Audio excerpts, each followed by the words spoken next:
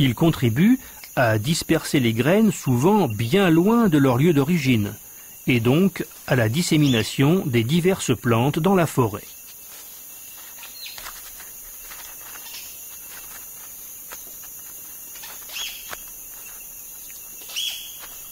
Outre les fruits et les noix, les dianes trouvent aussi une nourriture riche en protéines en consommant des insectes, araignées, coléoptères, chenilles, papillons.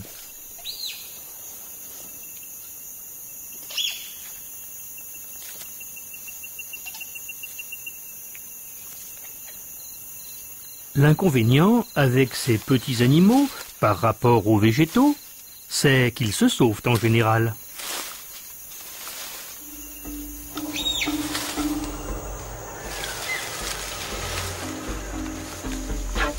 Ce singe diane fait de véritables acrobaties pour attraper une grosse araignée.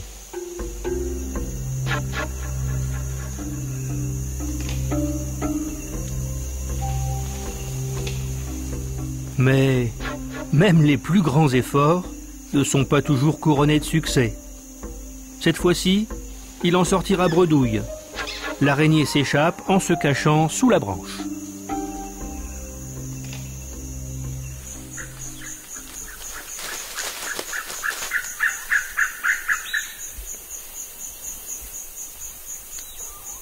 Dans la grande alliance des singes, il y a aussi les colobes vert-olive, toujours très prudents. Ils se tiennent comme toujours tout près des dianes. Leur nourriture est constituée à 80% de feuilles. Et comme ils sont de préférence à l'étage intermédiaire dans les arbres, ils n'empiètent pas sur le domaine des colobes rouges, situés tout en haut.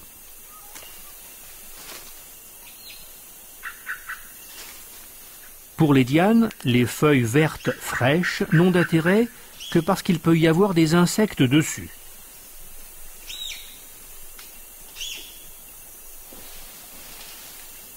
Un autre animal accompagne en permanence les dianes. C'est le calao. Généralement, on le distingue avec difficulté lorsqu'il vole à travers le labyrinthe des branches. Les singes le tolèrent comme une vieille connaissance.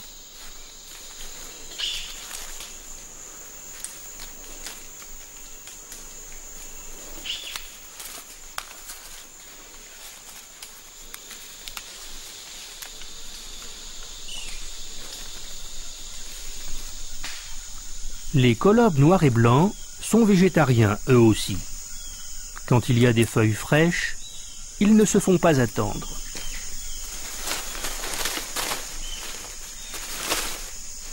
Ils évoluent à tous les étages de la forêt et il leur arrive de dévorer entièrement le feuillage d'un jeune arbuste.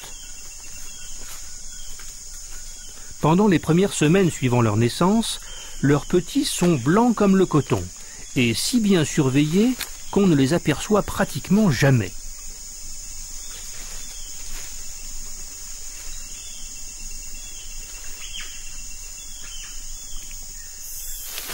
Une espèce de lutin virevolte sans cesse au milieu du groupe de singes.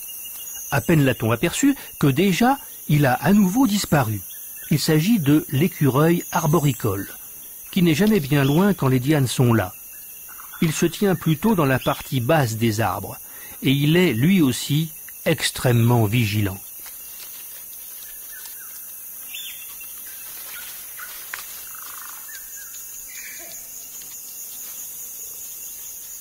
Comme nous l'avions déjà évoqué, les cercocèbes règnent aux étages inférieurs des arbres. Ils en sont les sentinelles chargées de donner l'alarme en cas de danger.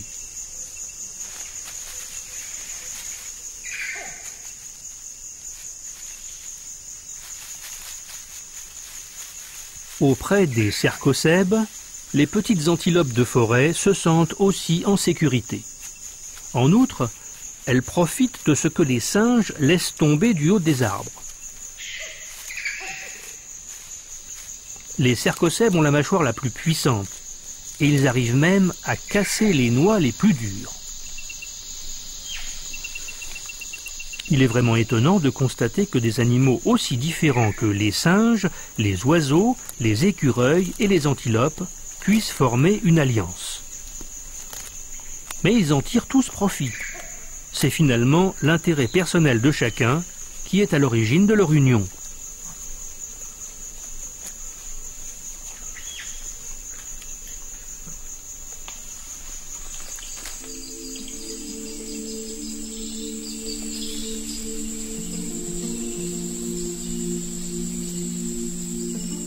En répandant les graines dans toute la forêt, les frugivores permettent aux plantes qui constituent leur nourriture de se reproduire et assurent du même coup la survie de leur propre descendance.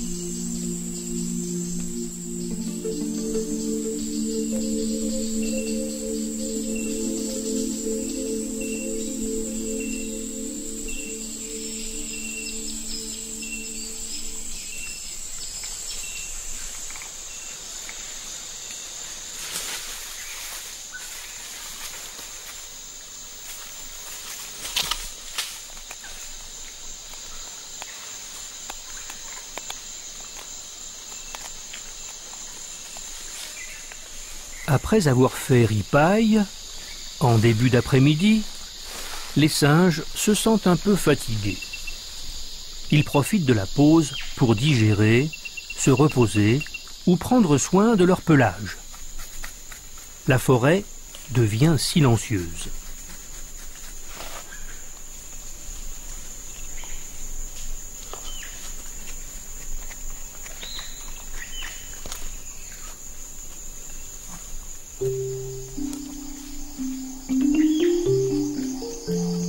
Les colobes ont besoin d'un repos plus prolongé que les hocheurs et les cercocèbes, car la cellulose des feuilles vertes est plus difficile à digérer que les graines et les fruits.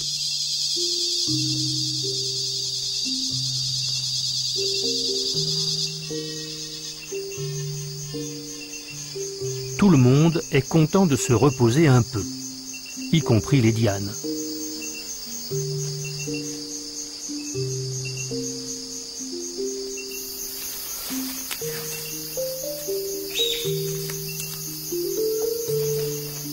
Même au repos, ils demeurent cependant vigilants. Ils observent les alentours en restant toujours sur leur garde.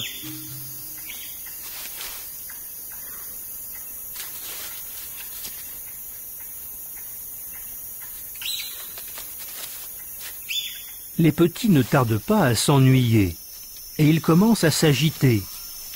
Curieusement, les différentes espèces jouent souvent ensemble, comme le font ici les petits des dianes et des mônes de Campbell.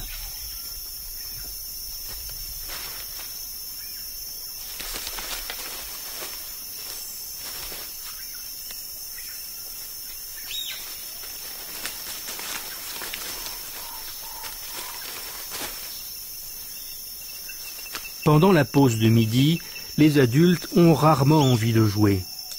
Toutes les cabrioles ne servent à rien. Maman est fatiguée. Les grands n'aspirent qu'à une chose, dormir.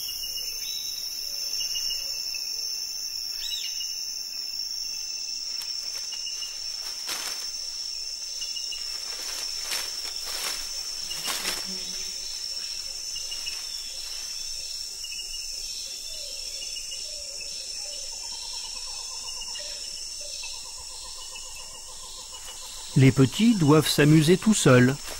Alors ils s'entraînent à grimper. Ce qui, bien sûr, se passe mal. La chute a certes été freinée par les branches, mais tomber de 20 mètres de hauteur, cela reste un choc.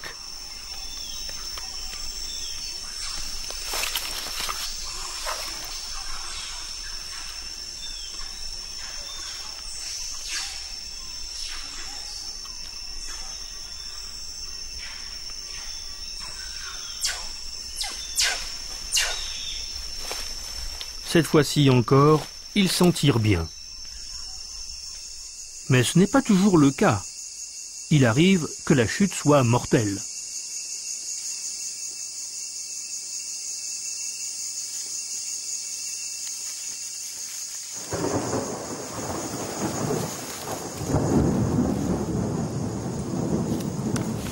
la saison des pluies a commencé. Et une fois par jour au moins, le ciel ouvre ses vannes.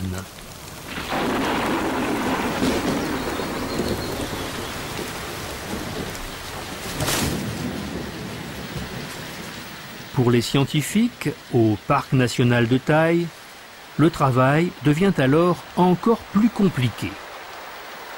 Mais malgré toutes les difficultés, ils progressent toujours davantage dans l'étude de la curieuse communauté des singes, et le moindre détail qu'ils arrivent à mettre en évidence contribue à approfondir davantage la compréhension que nous avons de l'alliance des espèces. C'est pour ainsi dire une alliance de défense d'alarme rapide, avec des yeux et des oreilles partout. Chaque espèce apporte ses capacités particulières, dont elle fait profiter toutes les autres. Même les plus vigilants, c'est-à-dire les dianes, profitent de cette collaboration. Car en cas d'attaque des chimpanzés, ce sont eux qui risquent le moins, puisque beaucoup d'autres tout autour réagissent par nature moins vite qu'eux.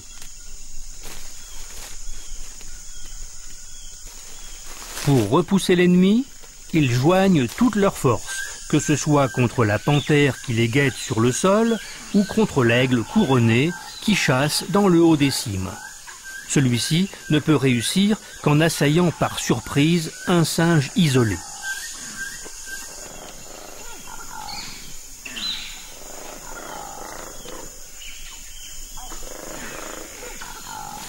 En conclusion, l'union fait la force, même quand on est si différent.